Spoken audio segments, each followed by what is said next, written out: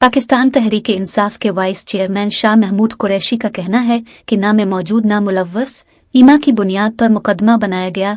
शाह महमूद कुरैशी ने इंसिदान दहशतगर्दी अदालत के बाहर मीडिया से गुफ्तगू करते हुए मजीद कहा कि सदर बाइडन और वजीर आजम मोदी की मुलाकात के बाद पाकिस्तानियों का दिल दुखा है। पाकिस्तानियों की कोशिश हमेशा दहशतगर्दी को ख़त्म करना रही।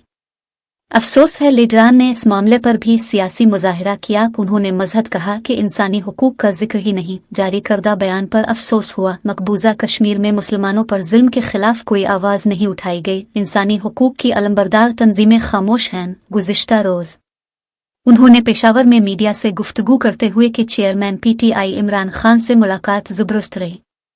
PTI के मुस्तकबिल पर पहले भी इजहार ख्याल कर चुके हैं।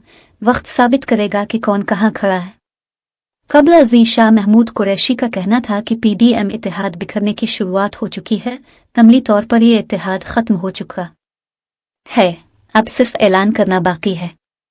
मीडिया रिपोर्ट्स के मुताबिक वाइस चेयरमैन तहरीक इंसाफ शाह महमूद कुरैशी ने कहा है कि बिलावल भुट्टो ने जलसे में सवात के हवाले से खदशात जाहिर किए। सिंध के बारे में बिलावल भुट्टो ठीक कह रहे हैं, ताहम बजट में सिंध की एलोकेशन के बारे में तबसरा क्यों नहीं किया। ख्याल रहे कि इस्लामाबाद हाई कोर्ट ने 9 मई को हंगामा RI केस में शाह महमूद कुरैशी और असद उमर की 10 जुलाई तक अबूरी जमानत मंजूर कर ली है।